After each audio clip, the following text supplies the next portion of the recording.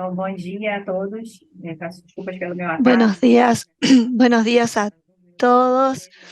Estamos empezando a, retomando esta secuencia de actividades que ocurre cada 15 días en el marco del proyecto ECO. Es un trabajo conjunto de la UDELAR con el Instituto Nacional de Infectología Fiocruz de Río de Janeiro, Brasil, y hemos analizado temas vinculados a la COVID prolongada. Entonces decimos, ya trabajamos temas de COVID al principio de la pandemia y ahora lo extendimos al COVID prolongado. Estamos aprendiendo mucho, intentamos entender, saber qué podemos aplicar en la práctica. La presentación de hoy es para todo el personal de la salud que pueda interesarse. Al final vamos a tener un tiempo de discusión. Hoy el tema es la COVID-19 y su relación con la incapacidad laboral temporal. Y también sabemos que la gran pregunta es si es temporal o no lo es, si va a desaparecer en algún momento, si va a permanecer. Queríamos agradecer a los coordinadores que siempre participan, doctor Henry, Mariana, Álvaro, Elisa, Carlos, que integran el proyecto, también Fernando. Y hoy quería agradecer especialmente a las invitadas que participan, la doctora Nurit Stolovas del Departamento de Salud Ocupacional de Facultad de Medicina de la Universidad de la República de Uruguay, y la doctora Lilian Capone, médica especializada en neumología y medicina del trabajo en la Facultad de Medicina de la Universidad de Buenos Aires en Argentina. Muchas gracias a ustedes por poner a disposición este tiempo para que podamos conversar. Quiero recordarles que en algún momento vamos a poder participar en la discusión. Podremos hacerlo mediante el chat si surgiera el momento. También podemos habilitar los micrófonos para la presentación. En este momento los vamos a mantener apagados mientras se presenta. Tenemos traducción simultánea al portugués y al español, porque esto es para países que hablan portugués y español. Y si tienen dudas, pueden ponerlas en el chat. Y bueno, tenemos una presentación muy interesante. Lo dejo en manos de las presentadoras. Gracias. Si desean comenzar, pueden hacerlo, doctores. Sí, buenos días para todos. Es un gusto. Integro el Departamento de Salud Ocupacional de la Facultad de Medicina. Soy grado 3. También soy referente de una de las policlínicas que brinda asesoramiento y consulta a todos los trabajadores interesados del ámbito público y privado, donde concurren a asesorarse sobre sus condiciones de trabajo y la patología laboral. En este caso, les vamos a presentar un caso clínico que fue evaluado en forma conjunta por residentes, la doctora Tatiana Covielo, residente de segundo año, y el doctor Matías Cifrán, residente de tercer año. Bien, se trata de un trabajador que fue evaluado, que consultó en la policlínica el 9 de enero de este año, de 39 años, soltero, licenciado en educación física. Se desempeña en un establecimiento de reclusión a 30 kilómetros de donde vive y concurre hasta él en vehículo propio. Él se desempeña trabajando con lo que acá en el Uruguay lo llaman PPL, que son personas privadas de libertad. En el momento que consulta, él cursaba una licencia médica laboral con el diagnóstico de síndrome post-COVID. Y en particular, el señor era enviado por una junta médica, dado que como trabaja en un ámbito público y luego de una certificación prolongada, la junta médica lo valora para identificar la real causa que motiva su certificación prolongada y en particular lo envían para que lo podamos orientar en relación a la posible reubicación laboral debido a su patología respiratoria, y nos parecía de interés dejar asentado que él expresa deseos de continuar su actividad laboral actual, que ahora le explicaremos de qué se trata. Como antecedentes laborales a destacar, particularmente ha tenido diversas actividades laborales en centros penitenciarios. Durante 3 años, del 2001 al 2004, fue cuidador de personas en domicilio y centros de salud. Del 2004 al 2012, agente policial, también en el centro penitenciario y en contacto directo con PPLs. Del 2012 al 15, profesor de educación física en el centro penitenciario y en contacto directo con personas privadas de libertad. Desde el 15 al 18, Coordinación Nacional de Deportes de dicho ámbito. Del 2018 a la fecha está establecido como profesor de educación física, pero manifiesta que desde el 2021 no cumplió su desempeño laboral en virtud de estar amparado como personal de riesgo frente a la pandemia, a la epidemia de COVID. Su tarea que nos describe, que refiere, él dicta clases de educación física y deportiva en gimnasios que son cerrados o polideportivos, y que refiere que algunos de esos espacios contaban con poca o nula ventilación. Su jornada de trabajo es de lunes a viernes, de 8 a 14 horas, y cada clase manifiesta que dura 40 minutos. Él lo que hace es organiza grupos de 30 a 40 personas, les hace las indicaciones verbales y luego la demostración corporal de la actividad a desarrollar. Emplea en todo momento, según expresa, tapaboca quirúrgico y manifiesta ser fumador pasivo. La ropa es la personal, la que debe llevar y lavar en su domicilio, y refiere tener, en relación a lo que es la organización del trabajo y a los vínculos, un buen relacionamiento con su superior y con su colega, con quien comparte la disciplina, pero que dicta clases a otros grupos y de forma paralela. En relación a qué es lo que motiva a consultar y a su situación de salud, y en relación a su tarea actual, en el año 2015 tiene diagnóstico de tuberculosis pulmonar.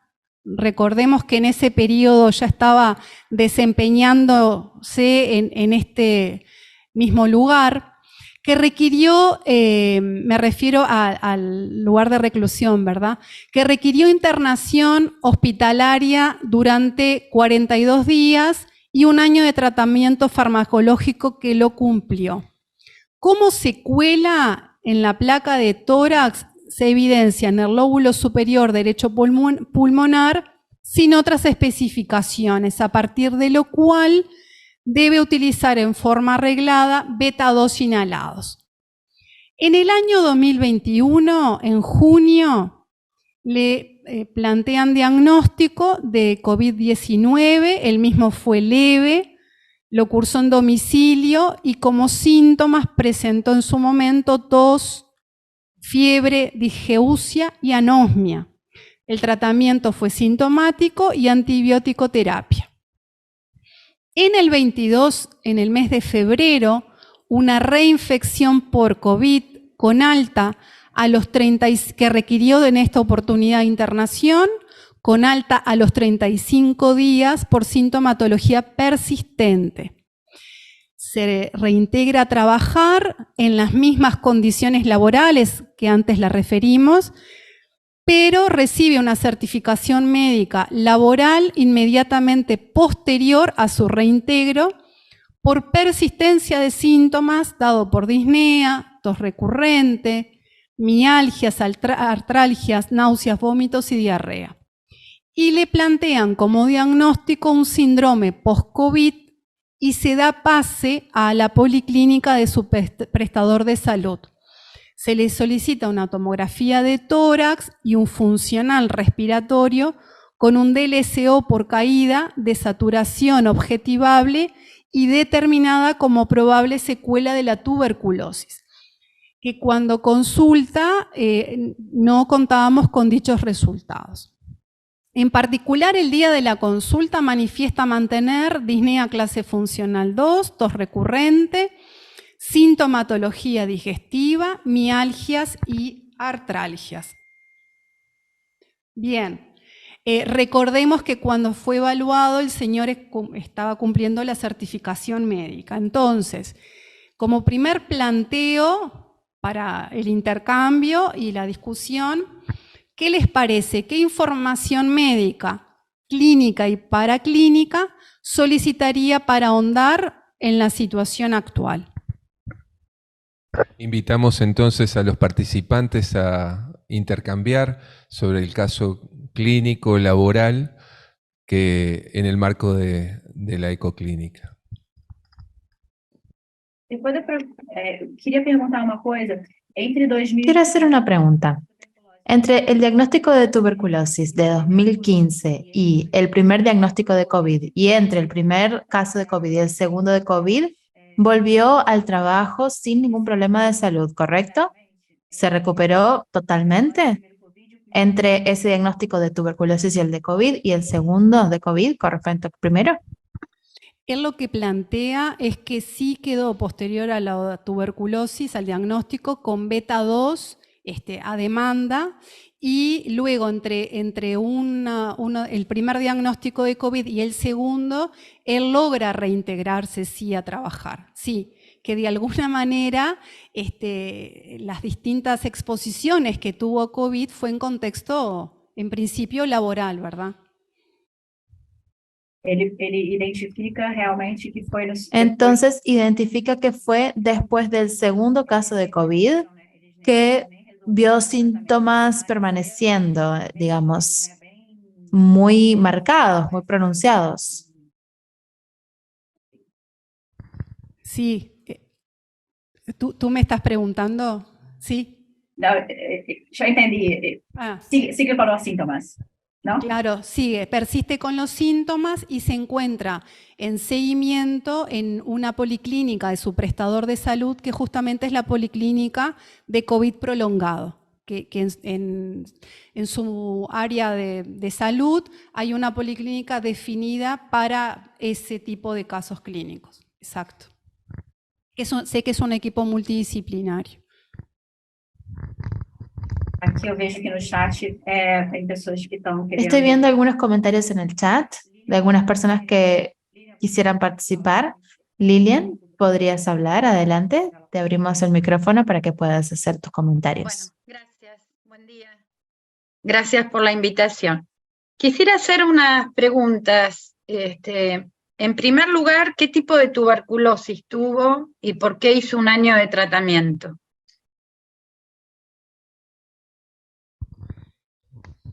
Una de las dificultades que tenemos nosotros, y por eso de alguna manera trajimos el caso clínico, porque ¿qué ocurre? Nosotros somos una policlínica abierta de asesoramiento a los trabajadores.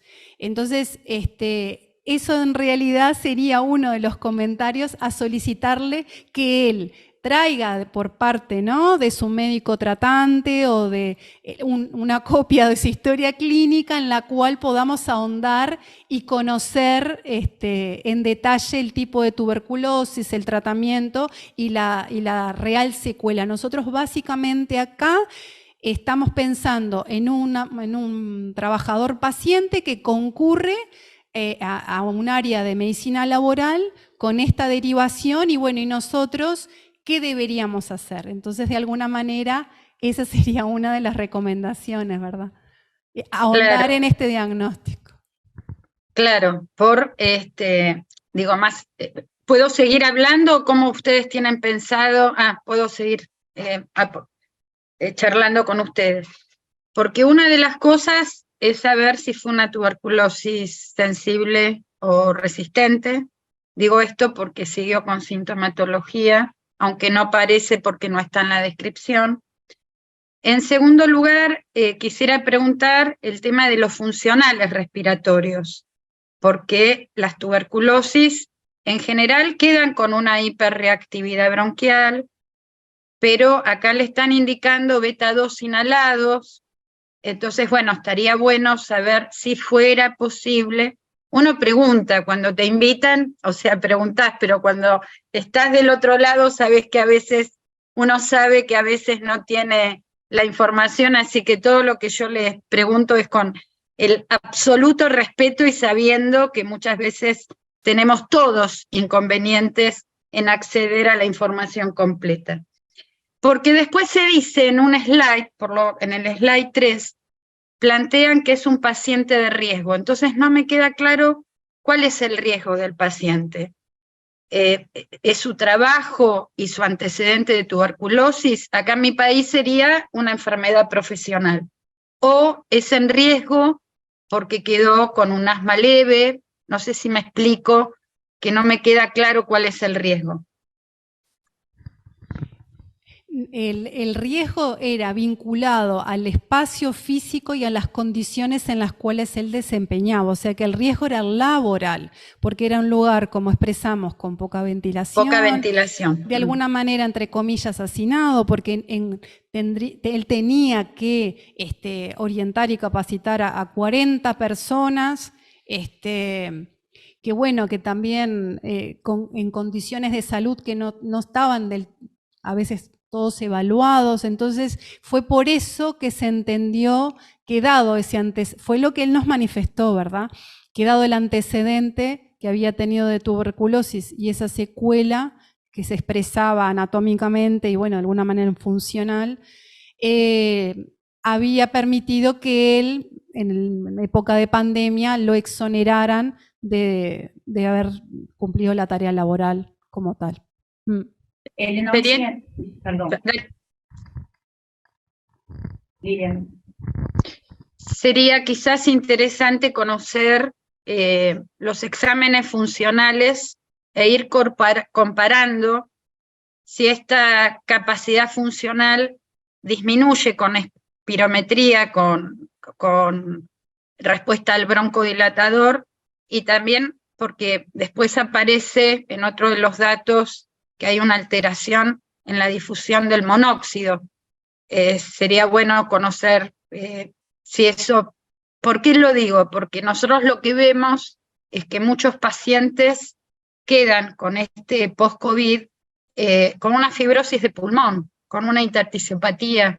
Entonces habría que ver tuberculosis, 2 episodios de COVID, cuál es el resultado final, pero con funcionales.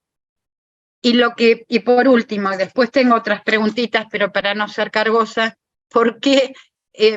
¿Cómo es esto del barbijo? Porque el barbijo, ante una dificultad respiratoria, puede ser un inconveniente. Por un lado, el barbijo de tela no sirve, y aparte, en general, el barbijo, ¿qué pasa con los demás? Si los demás no tienen barbijo, hay baja ventilación, por más que se ponga un barbijo, el paciente no es una barrera ni preventiva, ni siquiera protectiva. Así que bueno, después tengo otras preguntas, pero esto más o menos como para lo que había visto. Gracias. No, perfecto. Y con respecto a eso, que de alguna manera también va enrabado con la segunda pregunta que planteábamos para la discusión, tiene que ver también con qué recomendaciones le daríamos al señor. Y de alguna manera, una de las recomendaciones que nosotros le planteamos es que justamente necesitábamos la historia clínica y el historial del funcional y conocer en detalle cuán bajo era ese DLSO, ¿no? Para ver ese posible planteo de esa secuela, ya sea, bueno, pero sí, eso forma parte, sí, perfecto, bueno, ¿qué le tenemos que recomendar y explicar a él? Que en este momento de alguna manera no tendríamos todas las herramientas como para expedirnos, ¿verdad? Quizás me estoy adelantando un poco, pero bueno, siguiendo la línea de lo que dice Lilian. Mas saber também, acho que esmiuçar bem a história médica dele, né? Creo que también tenemos que analizar muy bien la historia del médico, enfermedades previas, enfermedades concomitantes, porque como la doctora Lilian dijo, también tenemos que visualizar los exámenes previos y hacer un análisis comparativo.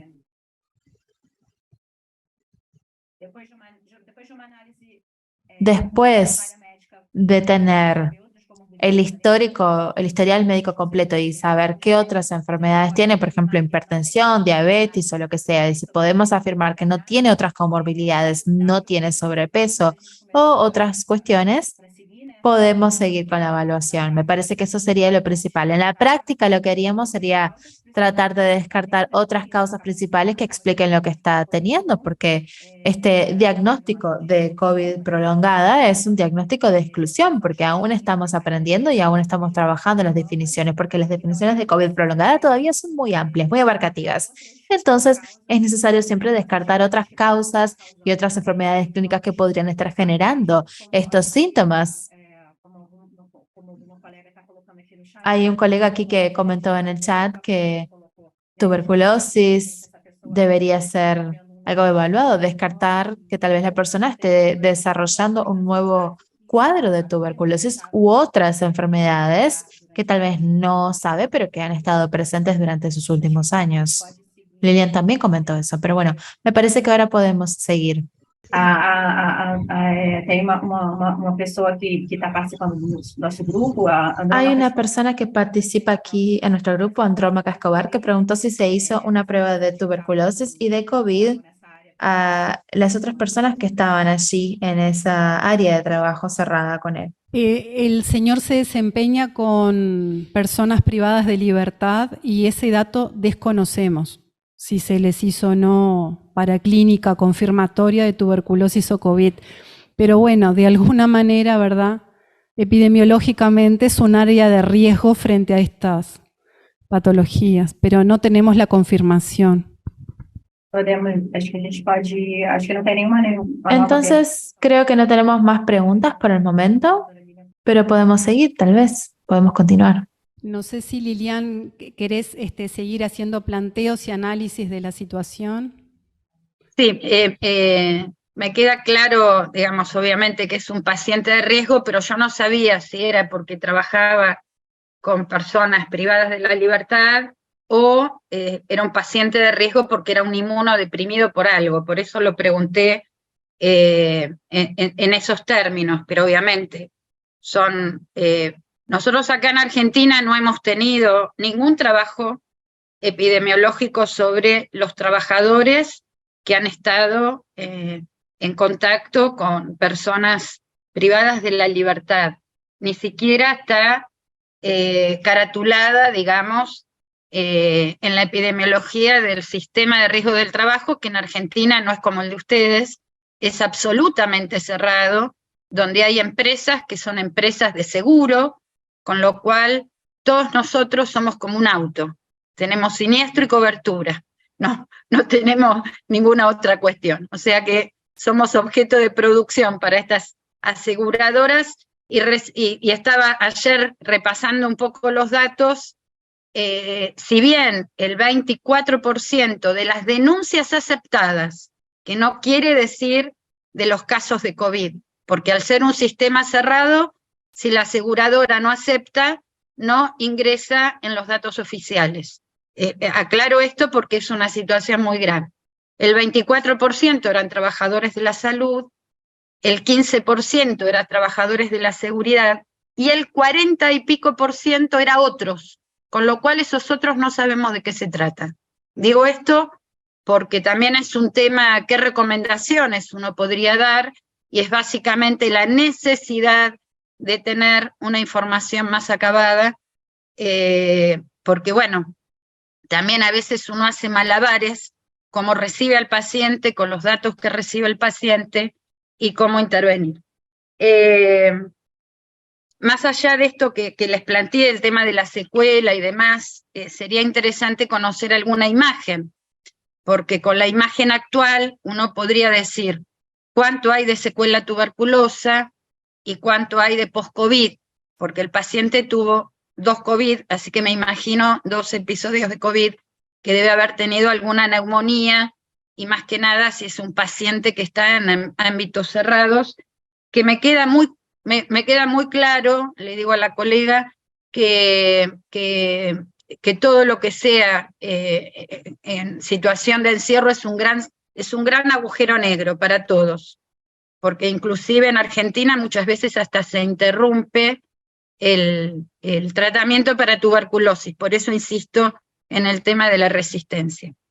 Pero me queda claro que además de la parte respiratoria, quedan secuelas digestivas, con lo cual, habida cuenta de su contexto laboral, se me ocurre, porque a ver, el síndrome post-COVID muchas veces es de descarte, entonces ahí hay que tener mucho cuidado si realmente es un síndrome post-COVID o hay otra cuestión concomitante. Una de las cosas que yo me preguntaría es hacer un estudio de esta diarrea crónica. Por ahí la hicieron, perdón, y no lo interpreté.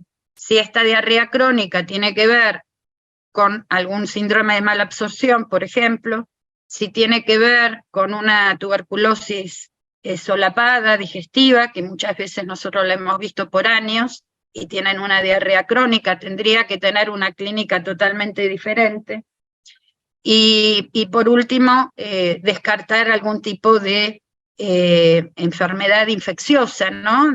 Por el tema del agua, digo por los ambientes que este paciente se va manejando, que no conozco Uruguay, pero conozco Argentina, y sé que no son las mejores condiciones, ni siquiera también del espacio, porque trabaja varias horas.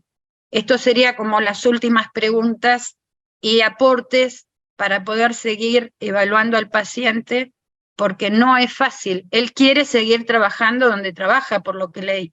Cuando un paciente trabajador quiere seguir en su puesto de trabajo, nosotros como médicos del trabajo, como médicos clínicos, debemos hacer un esfuerzo porque tampoco sé si está con incapacidad laborativa, porque al no tener una espirometría no sé cuál es su disfunción. Nosotros acá en Argentina, a partir del 50% de la disminución del funcional, empezamos a pensar en estrategias, digamos, de incapacidad. Entonces, de acuerdo a su incapacidad, tendrían que pensar dónde colocar a este paciente, que es muy joven, tiene 39 años, con lo cual no podemos anular su capacidad laborativa. Eso sería más o menos las preguntas en general que yo tengo.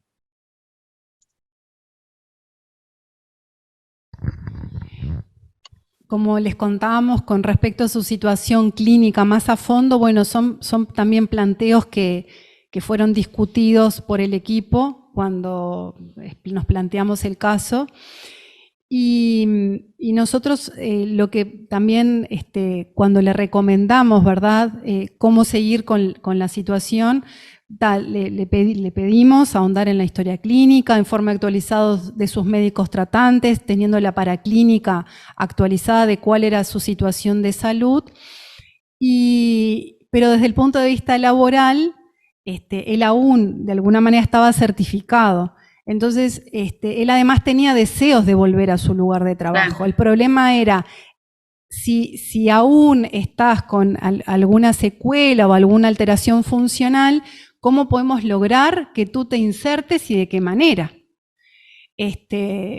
No sé si alguien, antes de que les contemos cómo lo resolvimos, quiere opinar, quiere participar, qué planteos tendrían ustedes ante este caso.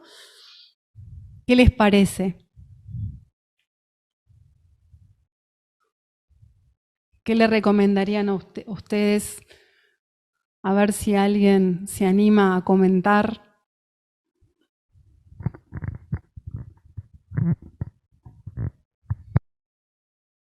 Eu acho que antes de Yo creo que antes de opinar sobre alguna conducta, se necesitarían esas informaciones, incluso las que la doctora Lilian ya dijo, análisis previos, diagnósticos previos, también para separar otro tipo de enfermedades que no están vinculadas a COVID.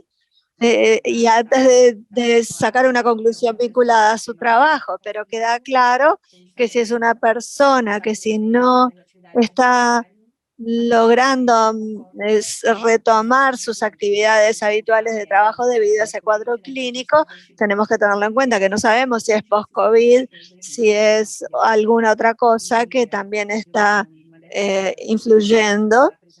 Habría que ver la historia médica que él pueda aportar, algunas otras cosas que el propio sector haya podido solicitar o realizar. A partir de ahí quizás podamos ver un poco más sobre qué tipo de conducta debería seguir. Acá tenemos una sugerencia de Guadalupe que sugiere quizás cambiarle el lugar de trabajo que se haga en espacios al aire libre para que esa persona pueda trabajar. Yo creo que para él tendríamos que tener más información. Realmente tenemos curiosidad para ver cómo es que resolvemos esto.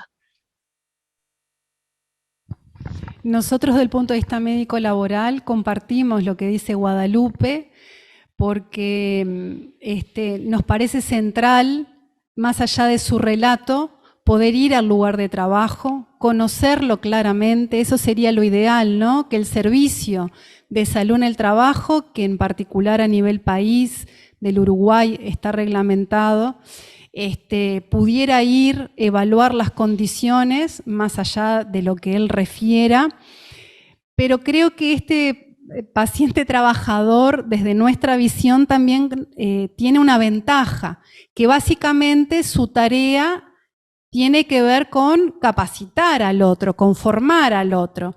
Entonces, uno de los planteos que le hicimos, y además en los antecedentes laborales también se veía reflejado, que él en algún momento tuvo la tarea de coordinador del área de educación física. Entonces nos parecía, dado que él también por su salud mental quería volver a su trabajo, algo que él deseaba y le gustaba, y más allá de que bueno, nosotros como médico nos importa su estado anatómico, funcional, su respuesta, nos parece que acá también su salud mental es prioritaria.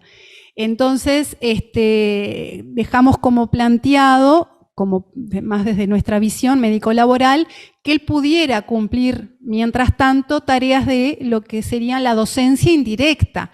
O sea, que él, o a través de generar algún programa de formación y capacitación a los usuarios, o que a través de Zoom, ¿no? Pudiera hacer el desempeño de su tarea. Entonces, en este caso en particular, creo que a pesar que vamos a ponernos el planteo de que no pueda más volver a trabajar en estas condiciones, porque quizás le quedó una secuela real, yo creo que en este trabajador le estamos brindando una orientación de que pueda así volver a reinsertarse en estas condiciones. Entonces nos parece bien importante establecer el vínculo con los médicos tratantes para ver su capacidad funcional, pero también el rol del médico del trabajo en orientar a que existen otras opciones o una reinserción progresiva para ver si, bueno, cómo se va adaptando a esta nueva realidad. No sé, Lilian, ¿qué te parece? Sí, yo como un poco así lo que estás planteando, lo estaba pensando, y esto que plantea Guadalupe es fundamental. En primer lugar, no se puede reinsertar nuevamente a este trabajador en las mismas condiciones, eso estamos todos de acuerdo.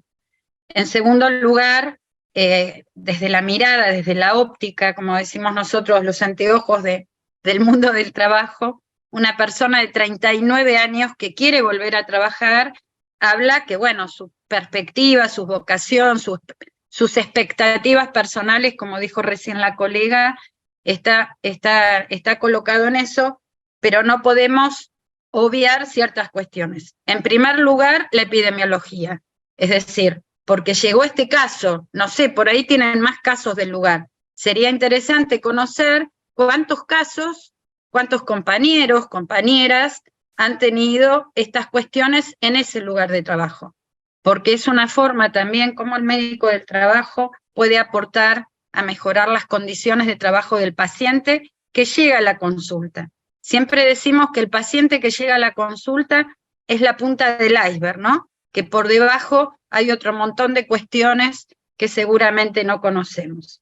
En tercer lugar, yo pensaba esto, mira, pensaba precisamente reintegrarlo menos horas, reintegrarlo online, hay que generar y cuidar ese lazo que él tiene con el trabajo, porque es vital, el trabajo es vital para todos. Y él quiere ir a la consulta, porque si no es un paciente que se va a perder y va a seguir trabajando en las peores condiciones. Es muy difícil, vuelvo a decir, en los ámbitos de encierro, sean públicos o privados. Esto es muy difícil porque son precisamente sistemas cerrados que no permiten mucha información. Así que estaría buenísimo. Yo creo que ustedes tienen, a mí me sale el Banco del Uruguay, Fernando, que es lo que me ha quedado de Walter, de tantos años de escucharlo, pero no sé si es así, o el sistema, como es un sistema no privatizado, poder problematizarlo y ponerlo, digamos, quizás como caso testigo en la necesidad de ir a evaluar, a medir, a controlar el agua, porque ojo, muchas veces en estos lugares el agua bacteriológicamente no es potable, de qué forma está todo esto, y me parece muy válido que el paciente siga trabajando menos horas y en lo que ustedes evalúan en esto. Creo que la persona que capacita y que coordina y que tiene en su ADN ser, digamos, formador, es algo muy fuerte y no lo podemos desvalorizar, sino al contrario, tratar de entablar con este paciente y generar y estimular las mejores capacidades que él tiene para que también tome conciencia del cuidado de su salud, ¿no? Y a mí me preocupa mucho esto de cómo quedó y esa disnea y demás, porque si esto va increyendo ahí, y estamos hablando de un síndrome post-COVID, repito nuevamente, evaluar el tema de la interticiopatía post-COVID, y más en un pulmón que ha sido dañado por una tuberculosis que no sabemos la imagen, ¿no? Y me parece interesante, ya que acá hay de otras disciplinas, destacar ese rol que también tenemos los médicos del trabajo como articuladores, ¿no? Entre la situación clínica del paciente trabajador y el lugar de trabajo, y articuladores también con los médicos tratantes, donde uno de los elementos fundamentales que caracterizan y definen, bueno, dónde y en qué condiciones lo ubico, lo reubico o en relación a la aptitud, es conocer en detalle en qué trabaja, cómo trabaja, cuáles son las condiciones y también el nivel de instrucción. Y en este caso, lo único que sabe, conoce y ha hecho y se ha formado es en esta actividad. Y bueno, considerar esos aspectos, ¿no? Porque obviamente cada situación, después en relación a la tarea, quizás este mismo contexto en otro trabajador que realiza otra tarea, va a ser otra la realidad. Lo que quiero un poco poner sobre la mesa es la importancia de que cuando uno piensa en incapacidad o aptitud para la tarea, más allá de la situación específica de salud, tener en cuenta el ámbito laboral y saber que está la disciplina medicina laboral que los puede ayudar a reinsertar en cuál es las mejores situación en la cual la persona puede o no seguir desempeñando su salud. Así que bueno, nosotros después tuvimos noticias del Señor, más desde nuestro ámbito, donde el Señor estaba muy agradecido y por lo pronto se iban a hacer las gestiones para que él lograra seguir desempeñándose y a distancia. Además, lo interesante también es conocer los vínculos que hay en lo que es la organización del trabajo en sí, y él tenía muy buen vínculo tanto con los usuarios, con las personas, digamos, usuarios de su actividad de capacitación, y también con el resto de los compañeros, con los cuales, bueno, iba a hacer una articulación y buscar los mecanismos para volver a seguir trabajando por allí. Ele teve algum outro diagnóstico? Ele teve, então, confirmado o diagnóstico ¿Tuvo de... entonces algún otro diagnóstico confirmado, el diagnóstico de COVID prolongada, y no tenía ninguna otra causa que justificara sus síntomas? ¿Es eso? Sí, eso sí podemos confirmar, sí, sí, sí. Obrigada. Me parece importante esto del rol del médico del trabajo. Yo siempre digo que el médico del trabajo es un compendio de interconsultas, porque muchas veces los médicos del trabajo deciden en temas que por ahí conocemos poco, porque obviamente no podemos estar especializados en todos los temas. Por eso lo que tú has dicho, que es muy importante tener un equipo interdisciplinario para poder hacer referencia y contrarreferencia con ese paciente y para poder tener un acabado diagnóstico de situación, habida cuenta que los síntomas de las enfermedades profesionales o vinculadas al trabajo son muy inespecíficas. Una diarrea puede ser por una intoxicación, digamos, con metales, puede ser por una intoxicación de sustancias, digamos, de fumigación, como el glifosato da diarrea, puede ser por contaminación del agua en su lugar de trabajo, puede ser porque tenga un síndrome de mala absorción, porque tenga un trastorno oncológico, o sea, que no podemos inmediatamente derivar sin saber las condiciones de trabajo por un lado, pero por otro lado que ese paciente vuelva con ese informe y el médico de trabajo, como decías tú recién, poder evaluar y generar la articulación, porque la salud es muy importante como para que la decida uno solo, ¿no? Guadalupe colocou aqui na observação no chat que a diarreia pode Guadalupe puso aquí en el chat que la diarrea puede ser identificado y se ha reportado ya como uno de los síntomas de COVID prolongada. Y sí, puede estar vinculado a eso, pero puede también estar vinculado a otras comorbilidades, como la doctora Lilian mencionó y como yo también comenté antes. Un diagnóstico de COVID prolongada involucra varias alteraciones, entonces es un diagnóstico de exclusión, entonces es necesario descartar otras causas antes de concluir eso, pero sí se ha reportado la diarrea como uno de los síntomas, junto con los síntomas respiratorios, cardiológicos, como hemos visto ya. apresentar o caso, então a gente terminou o caso. Entonces, ¿hemos terminado con este caso? Estaría bueno que pudiéramos saber qué pasó después, ¿no?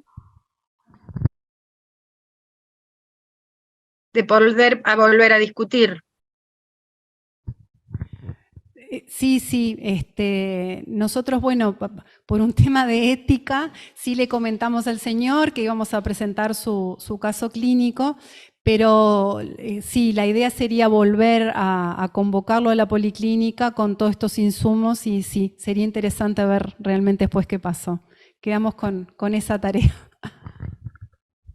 Eu acho que a apresentação de hoje ela é importante. Me parece que la presentación de hoy es muy importante porque son varias personas que están participando y muchas de ellas no trabajan con esto.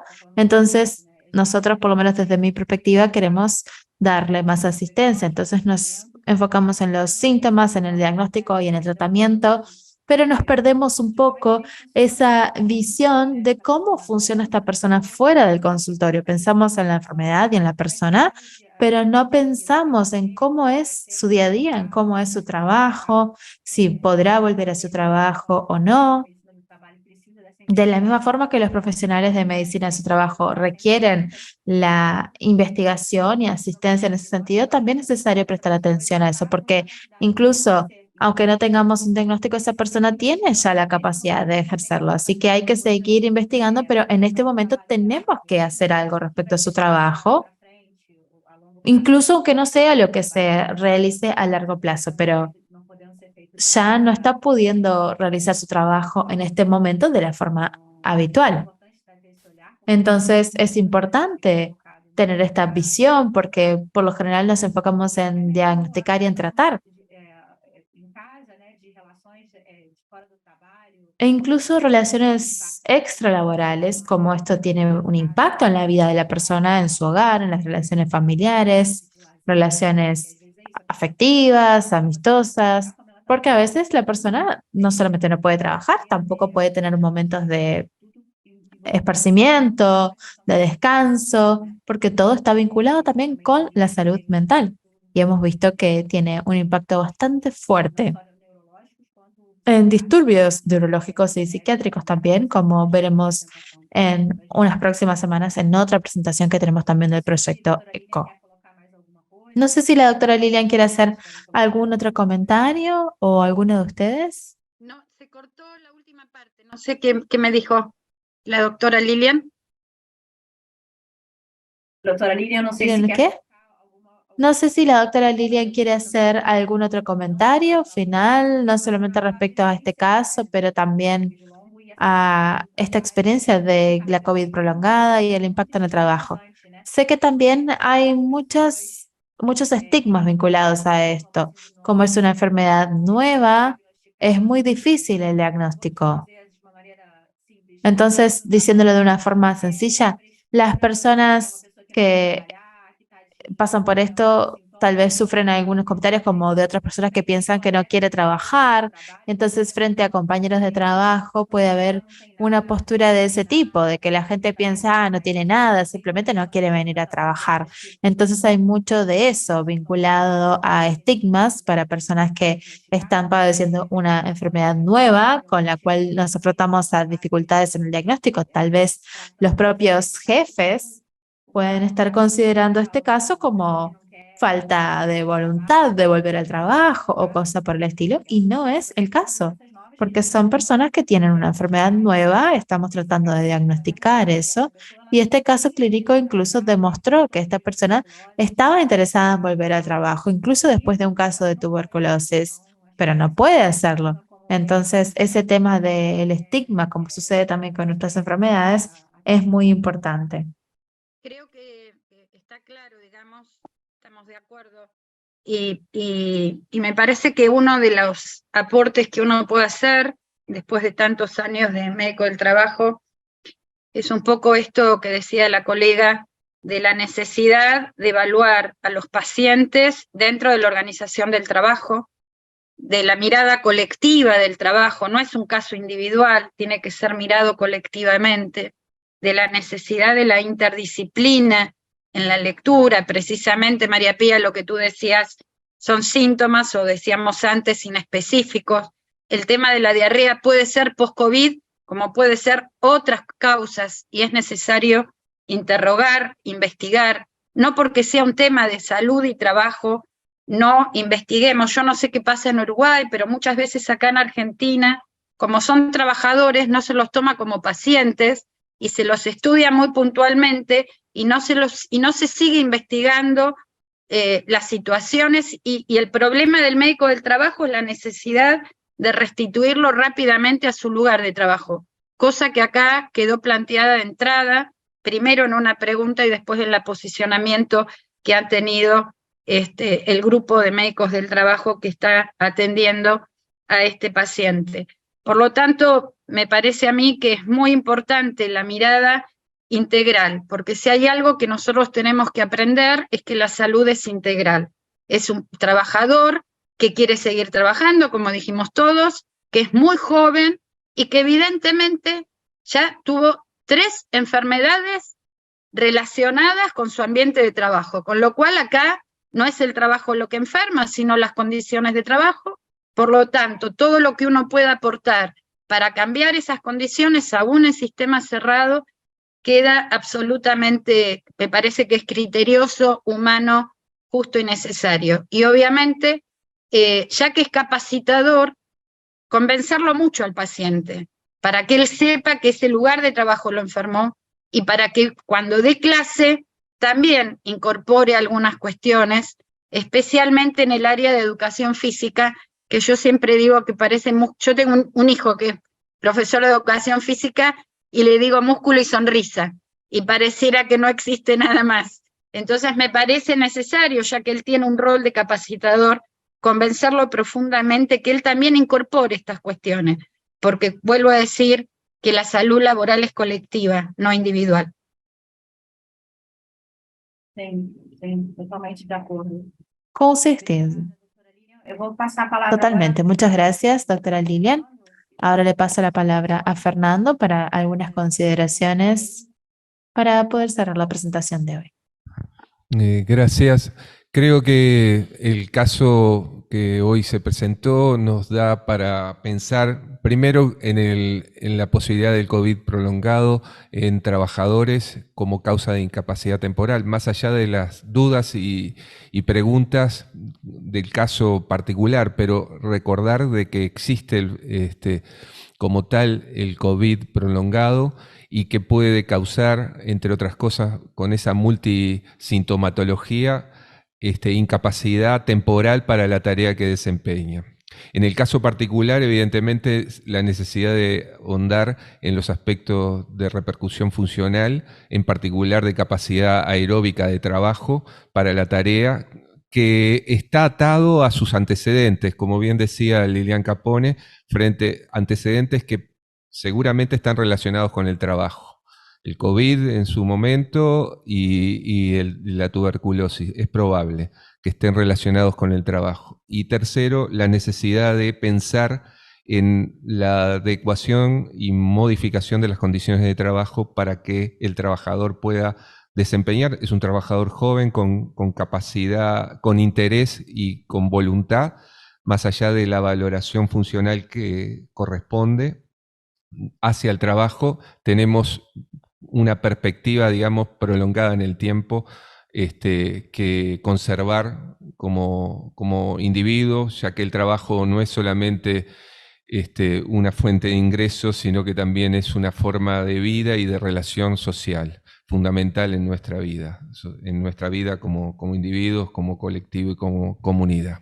Por ahí me parece que quedaríamos cerrando este COVID prolongado, esta charla de COVID, recordando de que tenemos próximo dentro de 15 días, el 21 de agosto, la próxima actividad ecoclínica y, como siempre decimos, generando comunidades de aprendizaje. En esto aprendemos todos y esta actividad estuvo con múltiple participación, un número muy importante de lugares y países preocupados por el bienestar y la búsqueda de soluciones en relación al COVID, pero que directamente o indirectamente repercuten en el bienestar de la población en general y la importancia de los equipos de salud que estén en formación y capacitación permanente frente a nuevos desafíos epidemiológicos que estamos viviendo. Estaríamos llegando en tiempo, María. Sim, eu queria até colocar uma questão que eu acho Sí, me gustaría hacer un comentario. Me parece que al momento de la presentación también tenemos que pensar en la denominación de esta secuela. No sabemos si será necesario un confinamiento temporal o no, porque estamos aprendiendo con la COVID prolongada. Y no sabemos si algunos de estos síntomas en algún momento desaparecerán y será COVID prolongado, pero tendrá una fecha de finalización o si será una especie de síndrome crónico que deberá requerir de adaptaciones al trabajo de esta persona de por vida, si es algo que será para siempre. Entonces, cuando comencé a difundir esta presentación en el grupo de colegas médicos que están aquí, que trabajan con investigación y que comparten también diferentes encuentros de investigación en el área, nos generó de hecho una especie de discusión sobre este término. ¿Podemos utilizar el término o no? Así que hay muchas cosas realmente que aún no sabemos. Si es COVID prolongado temporal o si es, digamos, para siempre. No sabemos si existirá una fecha puntual. Entonces, les quería agradecer una vez más a todos los participantes. Fue realmente una discusión muy productiva la que tuvimos y me gusta también que tengamos más participación de todas las personas que están aquí. Así que muchas gracias a todos. Bueno, muchas gracias a todos, a nuestra invitada de Argentina, un lujo maravilloso, a nuestros coordinadores, todos, al enorme grupo de gente que nos acompañó de varios países de Latinoamérica y nos vemos en 2 semanas. Muchas gracias. Muchas gracias. Abrazo fraterno.